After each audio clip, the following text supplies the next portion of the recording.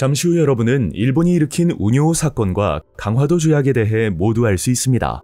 자, 그럼 로빈의 기록을 시작합니다.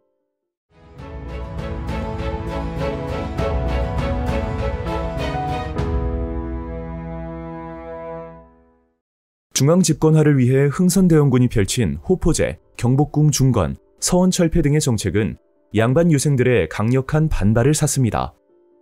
그중 최익현은 흥선대원군의 하야 내용을 담은 개유상소를 올렸고, 이에 1873년 흥선대원군이 권좌에서 물러나자 고종이 직접 정사를 돌보는 친정체제가 시작되었습니다.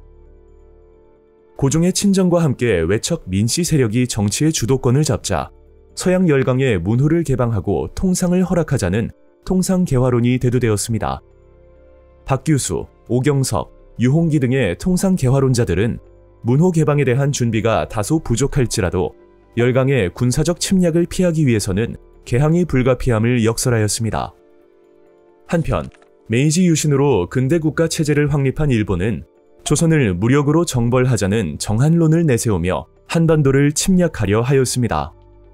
일본은 새로운 정부가 수립되었음을 통보하며 조선의 새로운 외교관계 수립을 요구하는 외교문서를 보냈지만 흥선대원군은 일본 국왕을 황제로 칭하는 등의 내용을 문제 삼아 외교문서 접수를 거절하였습니다. 이후 일본은 1875년 우뇨호를 강화도로 보내 초지진을 공격하고 영종도에 상륙하여 살인과 약탈을 저지르며 조선의 개항을 요구하는 우뇨호 사건을 일으켰습니다. 미국의 포함 외교를 통해 개항한 일본은 미국의 방식을 그대로 본떠 조선을 개항시키려 하였습니다. 결국 조선 정부는 1876년 찬반 논의 끝에 개항을 결정하고 강화도 조약을 체결하였습니다. 제1관, 조선은 자주 국가로서 일본과 평등한 권리를 갖는다. 제4관, 조선은 부산 이외에 제5관에 기재하는 2개의 항구를 개항하여 일본인이 왕래 통상함을 허가한다. 제5관, 경기, 충청, 전라, 경상, 함경, 오도의 연해 중 통상에 편리한 항구 2개소를 택한 후 지명을 지정할 것이다. 제7관, 조선 연해의 섬과 암초는 지극히 위험하므로 일본의 항해자들이 수시로 해안을 측량하도록 허가한다. 제10관, 일본 인민이 조선이 지정한 각 항구에서 죄를 범하고 조선 인민에게 관계되는 사건은 모두 일본 관원이 재판할 것이다. 강화도 조약은 조선이 외국과 체결한 최초의 근대적 조약이자 불평등 조약이었습니다. 조선은 이 조약으로 1876년 부산에 이어 1880년에 원산, 1883년에 인천을 개항함으로써 문호를 개방하고 세계 자본주의 체제에 편입되었습니다. 일본은 강화도 조약의 청해 종주권 주장을 차단하고 조선에 대한 일본의 영향력을 강화하고자 조선이 자주국이라는 조항과 조선연안에 대한 측량권 허용, 치외법권 규정 등을 명시하였습니다.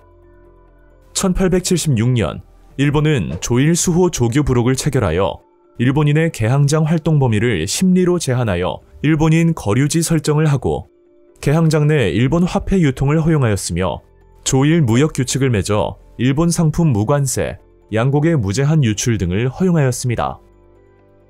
제6칙, 조선국 항구에 거주하는 일본 인민은 양미와 잡곡을 수출, 수입할 수 있다. 제7칙, 일본국 정부에 소속된 모든 선박은 항세를 납부하지 않는다. 이와 같이 조일 무역 규칙을 통해 조선은 일본의 경제 침탈에 무방비로 노출되었습니다. 이후 조선과 일본은 1883년 조일 통상장정을 맺어 일본 상품에 대한 관세를 부과하고 무제한 곡물 유출을 막기 위한 조치로 방공령 시행 규정을 추가하였습니다.